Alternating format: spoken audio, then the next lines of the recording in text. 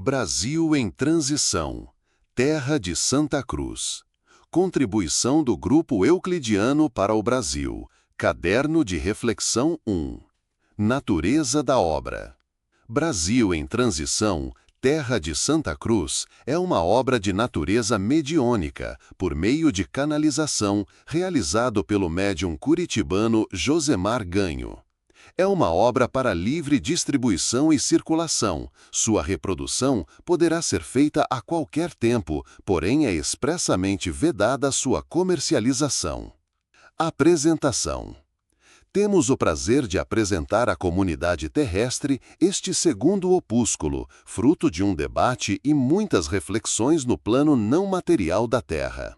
O primeiro trabalho teve como objetivo apresentar uma série de diretrizes para a organização dos seres humanos, período de transição planetária, no tempo em que decorrer a derrocada da velha ordem social e a construção da nova ordem social. Este segundo trabalho é mais específico, pois está ligado diretamente à construção desta nova ordem no Brasil.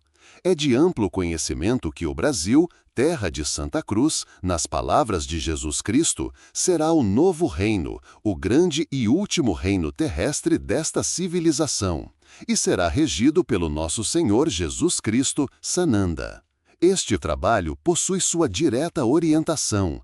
Cada passo, cada ação e cada reflexão foi por ele orientado, e sob sua orientação passamos aos viventes desta terra mais que uma orientação, é um plano de ação, mais que conceitos, é um guia de implantação.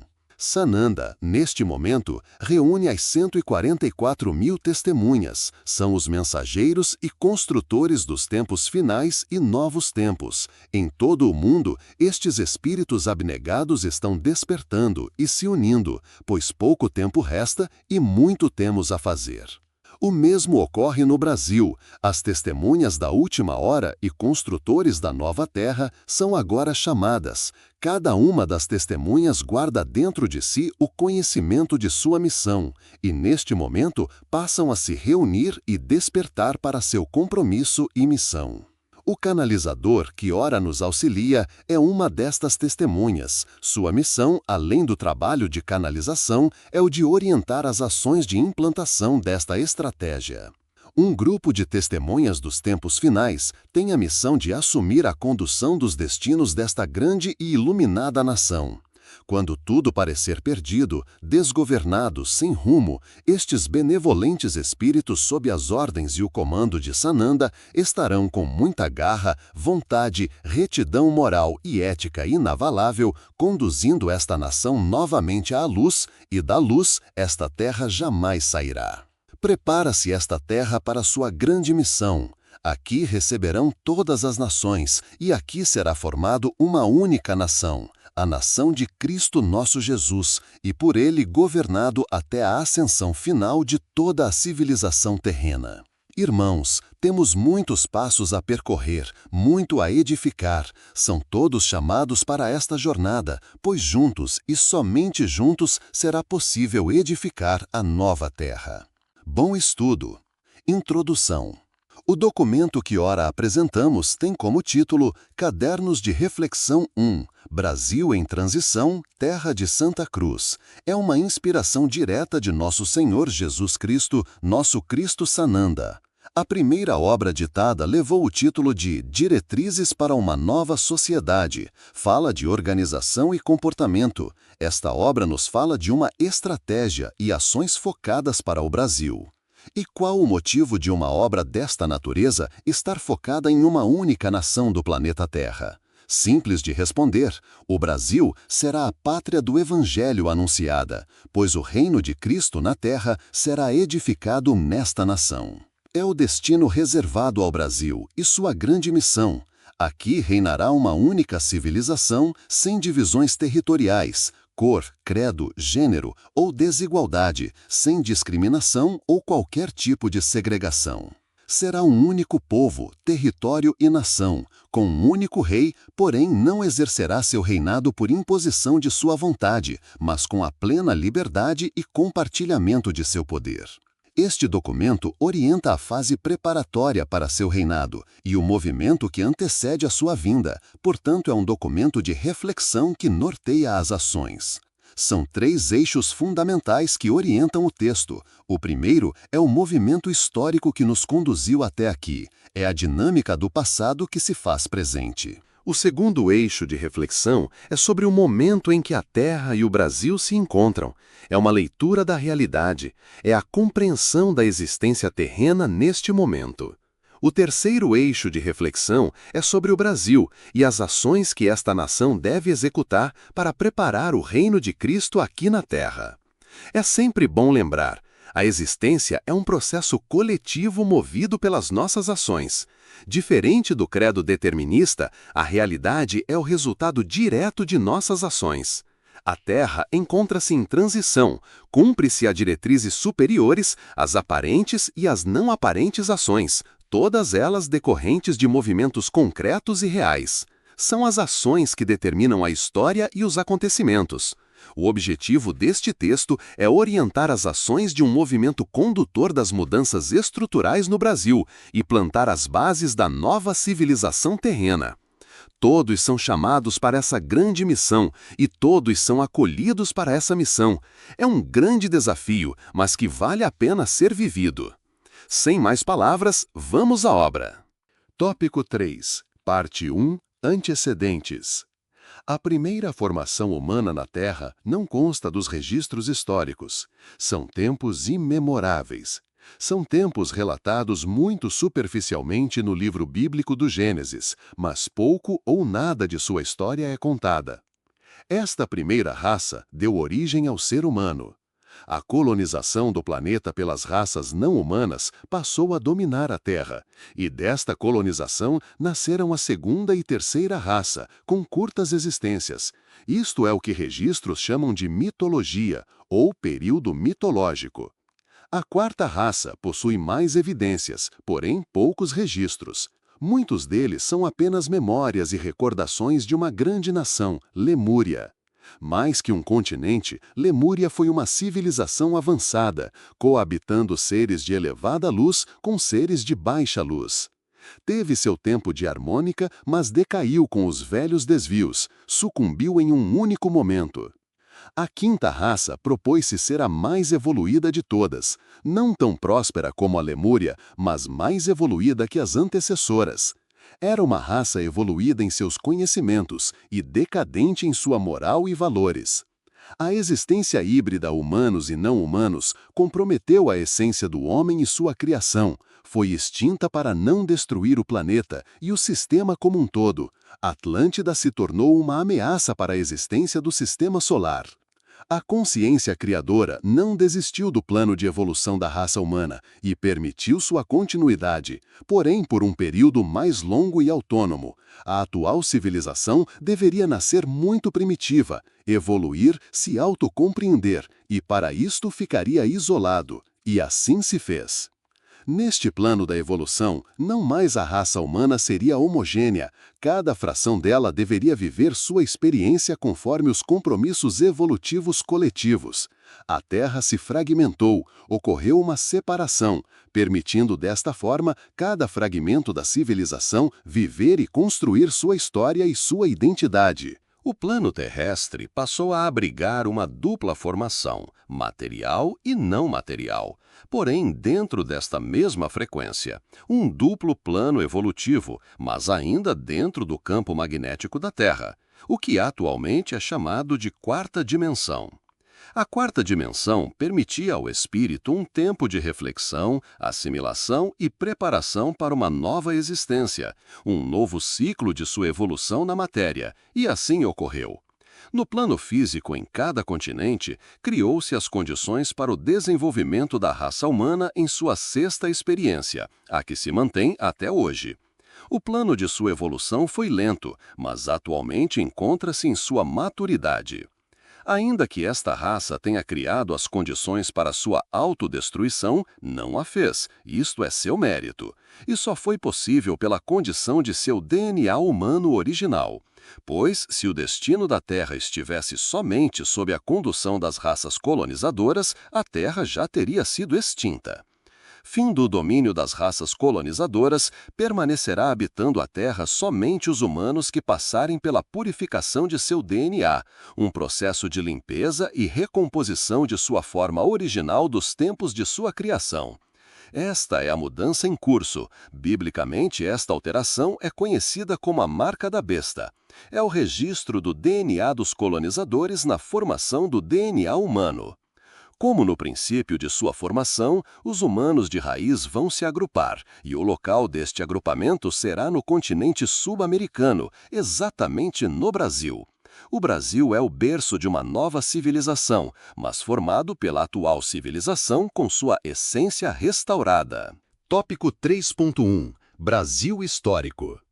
Já existiu uma antiga civilização habitando as terras aonde está localizado o Brasil. Foi a segunda civilização desconhecida da atual humanidade. Não existe registro material dela. Sua formação orgânica era pré-carbono. É a primeira raça híbrida humana. Nesta civilização coabitavam os humanos puros, humanos híbridos e não humanos, raças não humanas, de outros orbes. Neste início não eram tão hostis. Suas experiências iniciais eram mais por curiosidade científica do que para o domínio. Com a chegada das raças mais dominadoras e escravocratas isto piorou, e os humanos híbridos e puros passaram a ser dominados, escravizados. É neste período que o véu se formou na Terra. A ligação direta entre mundos e dimensões se fechou, iniciando o isolamento do planeta Terra. Já estamos em um período pós-Pangeia, e um grande cataclisma atingiu todo o planeta. Estas terras habitadas sucumbiram. Foi um momento de extinção. Pequenos remanescentes passaram a habitar o subsolo da Terra e lá permaneceram por muito tempo. Deste cataclisma ascende Lemúria, um novo continente, e depois de sua queda ascende Atlântida.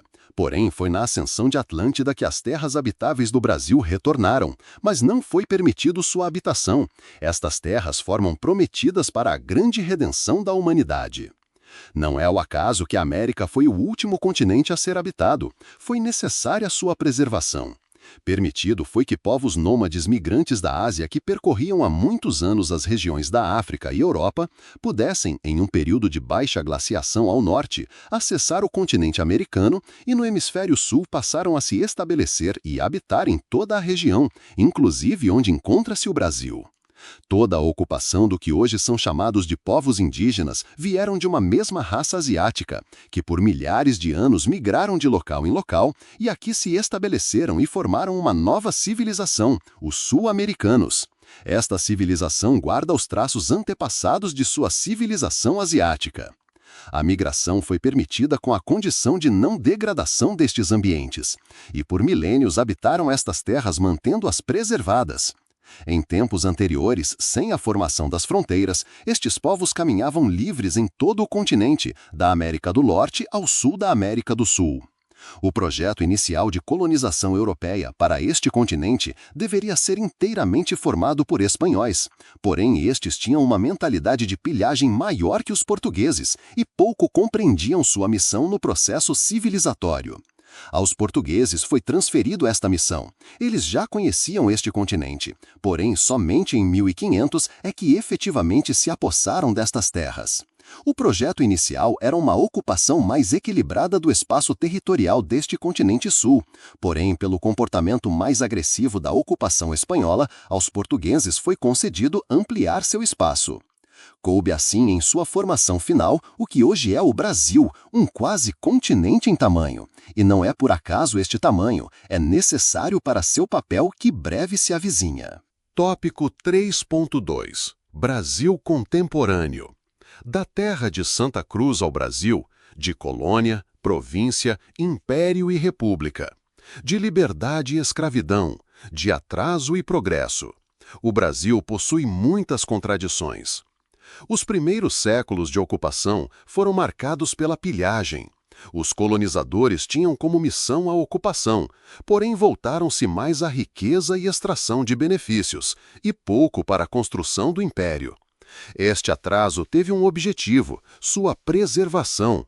Parece uma contradição, mas não foi, pois caso sua ocupação se assemelhasse com a ocupação da América do Norte, pouco restaria do Brasil que hoje conhecemos. Este grande e vasto território, munido de grandes reservas naturais e grandes áreas de plantação e produção, será necessário para sustentar a humanidade por algum tempo, até a superação de toda a dependência física que está sujeita à humanidade. Por ser uma nova terra, foi permitido o resgate de muitos povos de diversas origens, que hoje aqui se encontram. Escravos de pretéritos sofrimentos renascem. Muitos revoltados e sedentos de vingança hoje ocupam favelas e lá criam seus territórios. Nas cidades, os velhos bárbaros, hoje travestidos de policiais, atuam não como protetores, mas como ceifadores de vidas, desprezando a humanidade. Atuam legalmente como força de destruição. Em seu governo, uma alternância de poder dos velhos jacobinos e romanos. Em sua economia, atuam os velhos mercadores da Índia, os vikings e comerciantes árabes, procurando acumular uma riqueza que nunca tiveram. A todos foram concedidos um grande resgate, porém aqui exacerbaram seus desejos gananciosos, acumulativos e depredativos.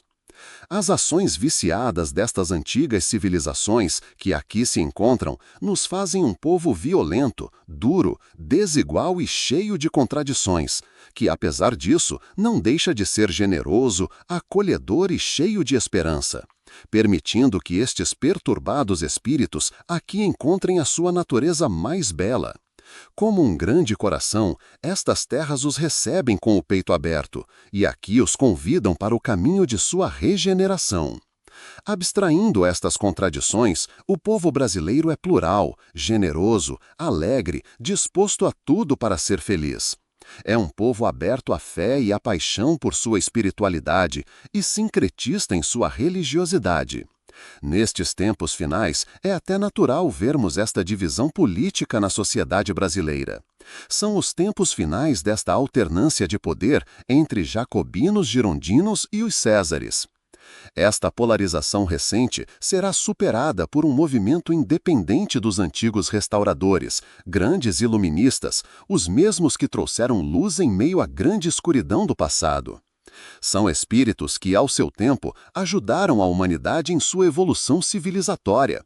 São de muitos antigos povos e nações, sempre lutando pela sua evolução e regeneração. São pacifistas e humanistas. Hoje reúnem-se aqui, todos estão vindo conscientes de sua missão. Muitos já atuaram ao lado dos jacobinos, girondinos e dos césares, porém se afastaram, pois perceberam que aquele não seria o caminho. Muitos, em sua maioria, despertam agora para esta missão. Em suas veias corre o sentimento de justiça e da paixão em servir. É para este movimento que escrevemos estas reflexões, um instrumento a serviço do povo brasileiro e para toda a humanidade. Tópico 3.3 Brasil e sua missão para o mundo. A nação brasileira é uma nação redentora. É aqui que espíritos de diversas naturezas, muitos indomáveis, vêm cumprir seu estágio terreno. Grupos de espíritos e espíritos individuais, com vidas pretéritas afastadas da luz, aqui encontram a oportunidade de seu pronto restabelecimento. Sabemos que muitos repetem padrões do passado: guerreiros, sodomitas, usurpadores, ladrões, saqueadores, escravocratas. Todos se encontram nesta terra. Este é um dos motivos de tanta violência e desigualdade. Outros, aqui estando, não desperdiçam a nova oportunidade e procuram redimir-se de falhas passadas, tornando-se homens bons e justos, retos em seu caminho. Da mesma forma, elevados espíritos aqui se encontram para iluminar a humanidade. São faróis para os homens, por meio de seus exemplos, comportamentos e ações. O Brasil, desta forma, torna-se uma síntese da humanidade em um único território. Diversificado, acolhedor, aqui recebeu e aqui receberá a imigração de muitos irmãos que, em tempos de dor, aqui recebem o acolhimento. O Brasil é grande, e não por acaso é grande, pois aqui será o refúgio da humanidade. Além disso, tem a missão de alimentar o mundo. Não é aleatória a afirmação que o Brasil é o celeiro do mundo. Foi preservado e agora cumpre sua função de grande produtor de alimentos e provedor da vida no planeta. Quando faltar alimento no mundo, aqui abundará terras férteis e produtivas. Quando água faltar, aqui jorrará água do seu subterrâneo. A fome, uma das maiores dores que um homem pode sentir, será por este país suprida. Pois quem no mundo tiver sede, aqui encontrará água. Quem no mundo fome sentir, aqui encontrará comida.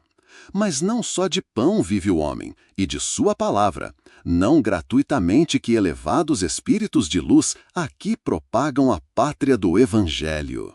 Tópico 3.4. Brasil, pátria do Evangelho. O lento movimento das placas tectônicas do planeta separou a Pangeia em continentes, hoje desconhecidos. Existiram outras raças que aqui realizaram suas experiências evolutivas. Todas elas acabaram por ter um final súbito, hoje tratados como lenda, mas foram habitantes desta terra e aqui permaneceram por muito tempo. Porém, ainda que civilizações de grande domínio de conhecimento e tecnologias em comparação com a raça atual, perderam-se em seu caminho. Nenhuma destas raças anteriores que aqui habitaram ascenderam enquanto civilização, todas decaíram. Apenas alguns membros destas civilizações aqui realizaram e completaram sua jornada evolutiva. Os mesmos desvios, poder, dominação, soberba, orgulho, que hoje aqui dominam, lá dominavam, e todas elas chegaram ao limiar da destruição total, ou autodestruição, o que levou o plano superior a determinar sua extinção. O que restou destas civilizações são vestígios arqueológicos, histórias contadas como mitologia do passado e, para muitas delas, apenas o esquecimento, pois nada deixaram, nem vestígios de sua existência. Na atual raça, alguns dos que aqui estão são originários destas antigas raças, procurando o caminho de sua evolução. Aos demais que aqui foram permitidos reencarnar e realizar sua jornada evolutiva, encontram-se os degredados de outros orbes. O governador supremo do planeta Terra, Jesus Cristo, Sananda como conhecido no mundo cósmico, acompanhou e orientou a ocupação do planeta Terra pela nova civilização. Muitos vieram de outros orbes degredados, como os exilados da Capela.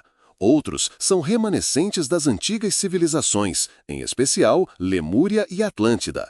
Outros simplesmente iniciaram sua experiência em terceira dimensão neste planeta. Este conjunto de seres aqui formaram a atual civilização. Em forma primitiva, iniciaram o caminho de sua evolução. Separados em continentes, todos possuem origem africana, pois foi na África Central o início da jornada de exploração e ocupação do planeta. Em sua história, diferente de outras civilizações, de tempos em tempos, seres iluminados aqui vieram, com a missão de orientar a evolução do planeta. Aqui estiveram Krishna, Buda, Maomé, Abraão e Jesus Cristo. Cristo veio para deixar a mensagem final, a compreensão do real sentido da vida. Ele anunciou novos tempos, falou em uma nova Jerusalém e uma nova Israel, metáforas para indicar a terra prometida, o paraíso do céu, que se faria na terra, pois aqui seria estabelecido seu reino. Não saberíamos se aqui é o céu ou a terra, pois tudo seria o mesmo reino. Não foi ao acaso que o continente sul-americano foi o mais preservado no tempo de existência da atual raça. Muito se passou até sua ocupação. As distâncias entre os continentes preservaram estas terras, e em seu interior, o Brasil. Colonizado por portugueses, ainda que seus interesses fossem mais exploratórios, o Brasil seria em seu futuro a única opção de manutenção do Reino de Portugal. Por linhas transversais, foi isto que aconteceu, e aqui manteve-se a integridade de um gigantesco território, chamado Terra de Santa Cruz. Diferente das raças antecessoras, a atual raça já está esgotando seu tempo probatório, e o tempo de liberdade para sua autodestruição já expirou. Não mais será permitido ao homem esta extinção. O caminho agora é da construção da nova civilização humana. Para este fim, a Terra passará por uma seleção. Aqui permanecerão somente os espíritos afinados vibratoriamente como esta nova realidade, para os demais, uma nova casa.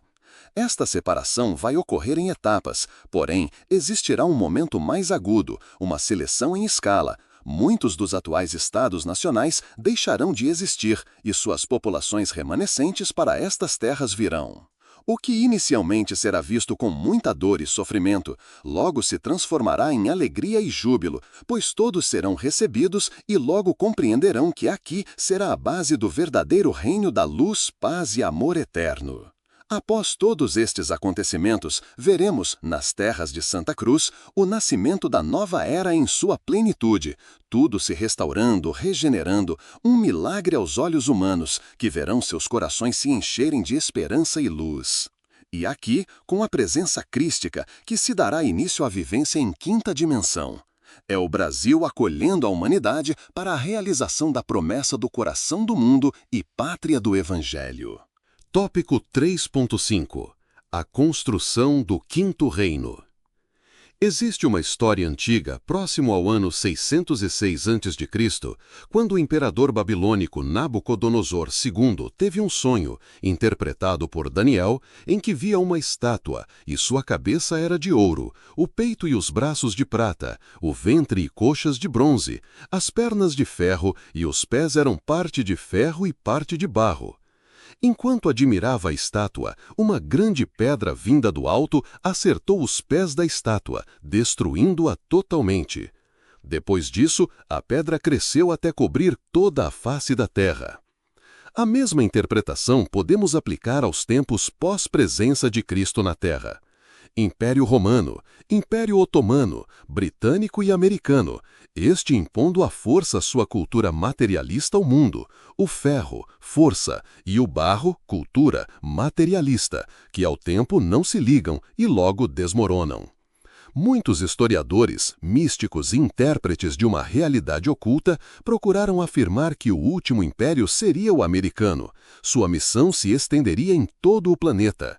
Assim iniciou suas ações, em especial após a Segunda Guerra Mundial, sustentado por um complexo industrial militar e uma cultura baseada em valores materialistas. Por muito tempo submeteram os países da América do Sul, o Brasil em especial, a forte controle. Para isto usaram dois instrumentos, endividamento externo e energia, limitando o progresso brasileiro e sul-americano. Estas forças acreditavam que tais ações impediriam o nascimento de um novo reino sobre a terra, reino este edificado em grande pedra, que é a luz crística. Alianças dos países centrais, sob hegemonia norte-americana, impediram o progresso mais acelerado do Brasil, facilitado com a cumplicidade de seus dirigentes descomprometidos com o grande destino reservado a esta nação.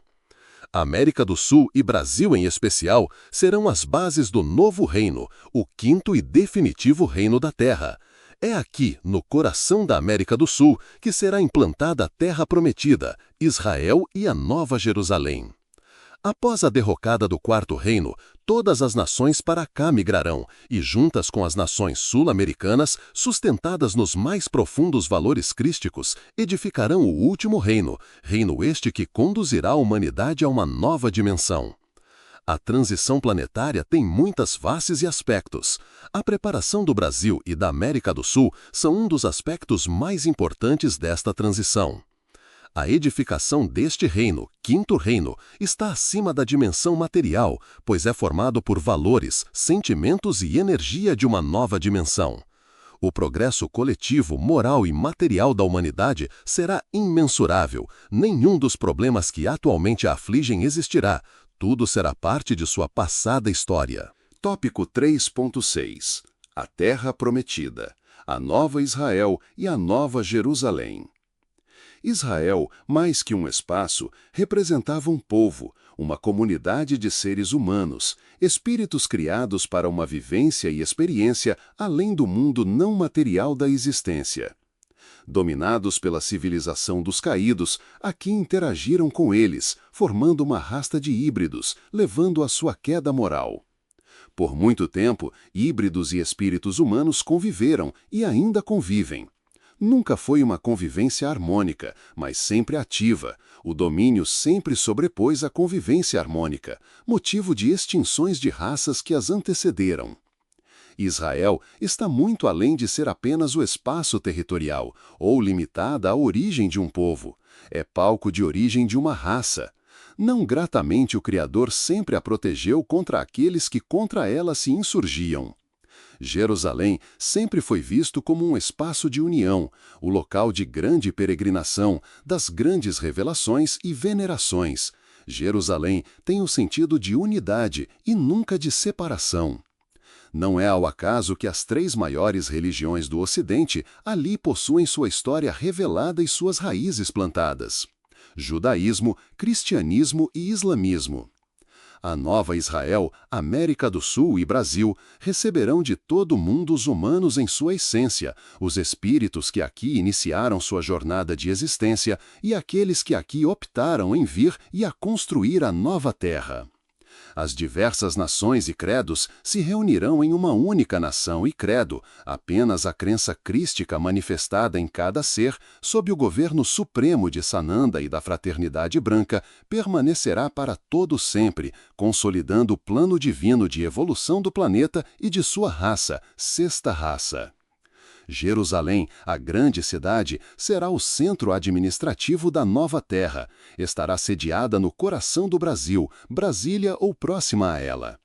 Mais que uma cidade ou centro administrativo, esta cidade será a âncora de luz do Sol central na nova terra. Cada espírito poderá receber esta luz diretamente, pois assim permanecerá a irradiação para o sempre. A nova Jerusalém é a unidade, não mais será parte, e sim unidade absoluta. E lá será edificado o Palácio de Cristal, sede do governo supremo para a nova era, fonte permanente de luz para todo o planeta. A nova Israel civilização, juntos à unidade Jerusalém, fraternidade universal Sananda, formaram o tripé da nova terra, Tópico 4. Parte 2. Inserção internacional do Brasil. Tópico 4.1. A formação histórica do Brasil. Existe claramente 2 histórias sobre a formação histórica do Brasil, a oficial e a oficiosa. Verdades de sua formação que estão à margem de sua história, pouco contada e muito pouco conhecida. A história humana é registrada pelo poder que determinada sociedade exerce sobre outras. A história é contada pelos sistemas de registros de uma civilização e narrada aos olhos de quem domina os saberes. Portanto, a história é uma narrativa particular e não universal, transformada em universal. A própria história da civilização é toda ela interpretada pelos fatos registrados e narrados dentro de uma linha de conhecimento aceitável e conhecido.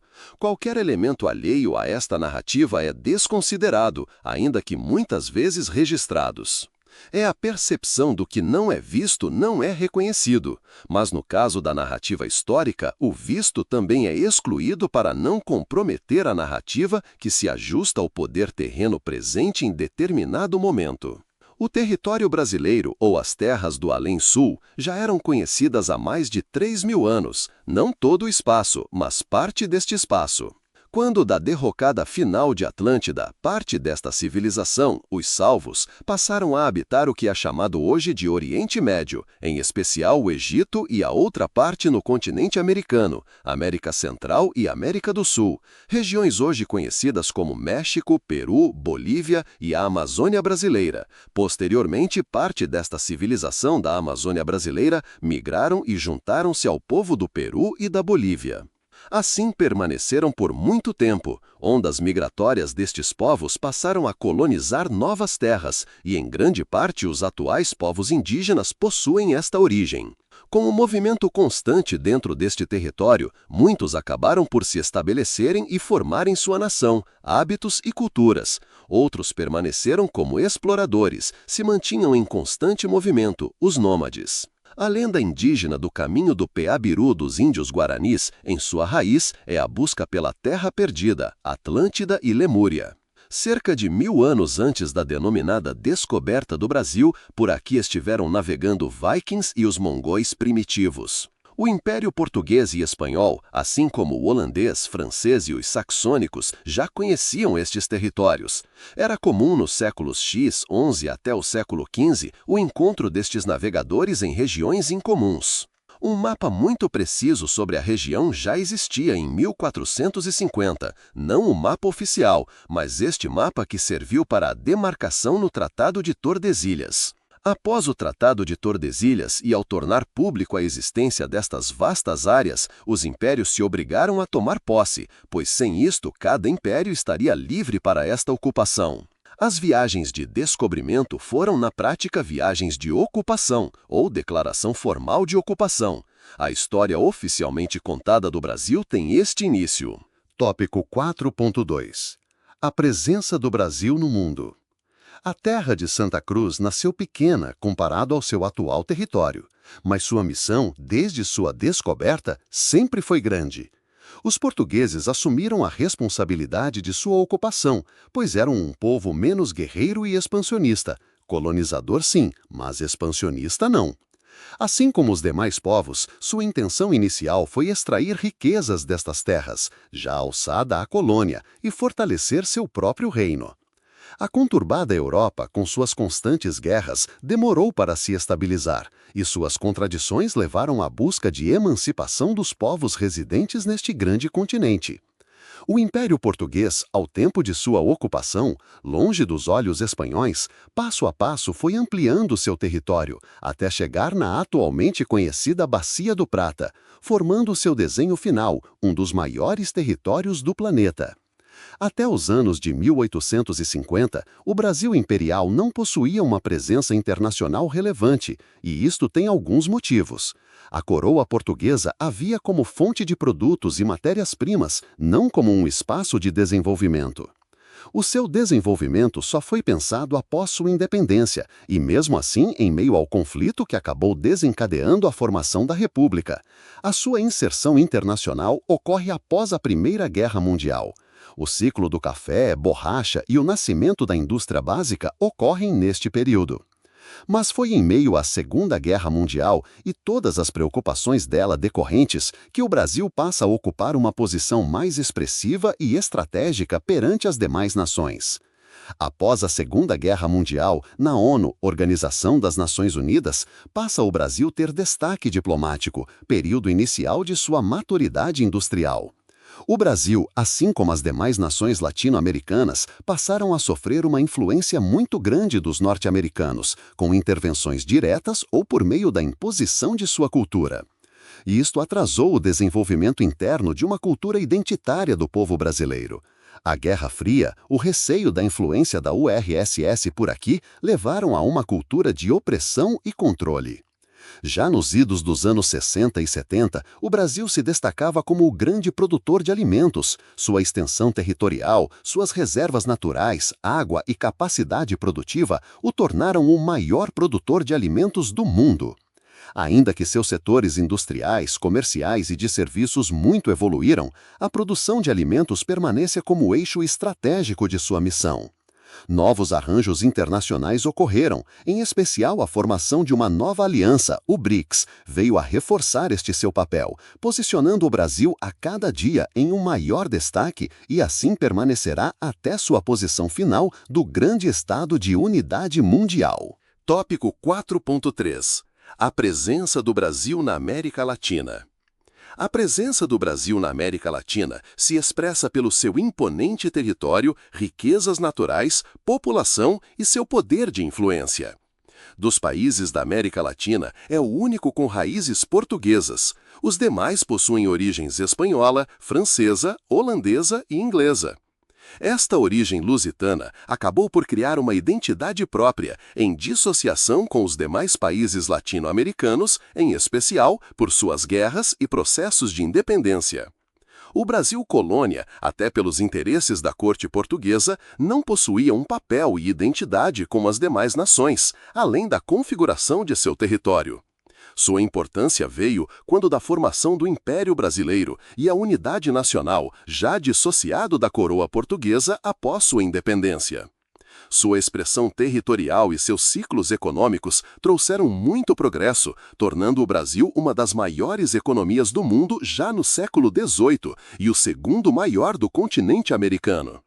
Até este momento, que antecede a formação do Império no Brasil, o país não possuía uma visão própria de seu papel no continente americano, muito menos um papel definido nas relações latino-americanas. A latinização do Brasil veio a ocorrer após a Segunda Guerra Mundial, onde a polarização americana/soviética, submissão, domínio e controle do continente americano como área de influência dos Estados Unidos da América desencadeou um processo de solidariedade dos oprimidos, gerando uma consciência comum e uma busca de sua identidade. Esta identidade comum latino-americana não seguiu ou se construiu a partir dos estados, mas foi forjada nas necessidades e identidades de cada povo, à margem de seus estados. A polarização americana-soviética dividiu o mundo. Esta polarização levou a uma crise em todo o continente, pois os americanos usavam sua influência sobre os organismos internacionais para manter a submissão dos países latino-americanos, assegurando sua hegemonia sobre o continente. Muitas destas políticas guardavam um interesse maior e os governantes dos Estados Unidos sabiam bem disto, que a nação destinada a conduzir a prosperidade e os rumos da humanidade não era os Estados Unidos, e sim o Brasil. Sua política externa era forçar um domínio global e manter o Brasil em curtas rédeas para não manifestar sua verdadeira vocação e missão. Restou ao Brasil limitar suas relações aos países da América do Sul, pois aqui havia uma maior proximidade e identidade dentro do contexto da Guerra Fria e após a Guerra Fria. É neste momento que se inicia um diálogo para a integração da América do Sul. Tópico 4.4 Brasil e sua missão na América do Sul. À exceção de algumas pontas não demarcadas ou não definidas, o continente sul-americano apresenta-se estável em sua formação territorial. Muito se deve ao Brasil, maior país em extensão territorial, excetuando o Chile e o Equador, todos os demais países fazem fronteira com o Brasil. A presença do Brasil e sua diplomacia de respeito à autodeterminação dos povos mediou conflitos. Não houve grandes tensões no século XX e XXI, prevalecendo a paz neste continente. Espiritualmente, o Brasil português e os demais países, à exceção da Guiana Francesa, receberam em seus territórios muitos imigrantes e muitos espíritos rebeldes que nestes espaços procuraram o caminho de suas regenerações. O movimento de integração da América do Sul teve início no final dos anos 30, período em que as independências já haviam sido consolidadas, as tensões locais arrefecidas e a onda sísmica da crise do capitalismo em 1929 dava sinais de recuperação no continente, mais exportador e menos industrial. O início da Segunda Guerra Mundial e a preocupação com uma possível vitória do eixo levou os Estados Unidos a aproximar-se do Brasil. Foi o reconhecimento de seu papel como estabilizador, mediador e pacificador do continente sul-americano. Após a guerra, definidos os vencedores, uma nova guerra se inicia, a Guerra Fria, uma disputa pela hegemonia ideológica e territorial de um modelo. O planeta Terra se divide em áreas de influência, capitalista e comunista. Da segunda metade dos anos 40 até os anos 90, a mão pesada dos Estados Unidos aqui se fez presente, intervindo direta ou por meios mais sutis, levando o continente sul-americano a ditaduras implacáveis. Algumas tentativas de integração foram propostas ao continente, porém sempre com viés econômico. Após a queda do Muro de Berlim, marco da queda da divisão do mundo, consolida-se a hegemonia mundial do modelo capitalista, com a supremacia do capital financeiro. Veríamos neste período um novo movimento, um forte apelo à integração econômica e de mercado. Nos anos 60, houve uma tentativa de criação de um mercado comum nas Américas, sob a hegemonia econômica dos Estados Unidos, mas não evoluiu. O continente sul-americano buscou seu caminho, formando um mercado comum, o Mercosul, Mercado Comum do Sul, com a adesão dos principais países, Brasil, Argentina, Uruguai e Paraguai. Não é aleatória a união dos países envolvidos na Guerra do Paraguai. A evolução do Mercosul foi lenta, não chegando à maturidade que deveria. As contradições e interesses no continente retardaram esta união. Todo este período de formação do bloco esteve sob pressão americana para a formação da ALCA, Área de Livre Comércio das Américas, pois seu objetivo era dominar todas as Américas por meio de um grande bloco comercial, porém sem a livre circulação de pessoas. Vamos passar por um momento de revés de integração regional, para um rápido momento de apelo à integração e união global dos poderes e territórios. Neste momento, o Brasil deve se unir a todos os países da América do Sul e aqui formar um grande bloco, unidos além de sua economia, mas em seu espírito de progresso e manutenção da paz. Sob a liderança do Brasil, um novo plano de integração do continente sul-americano deve ser implantado, mais amplo e profundo que o proposto no atual Mercosul. Deve ser resguardada a integridade de seus territórios, mas ampliado o sistema de cooperação entre estes povos, pois todos eles possuem uma missão e, junto com o Brasil, formarão a pátria do Evangelho.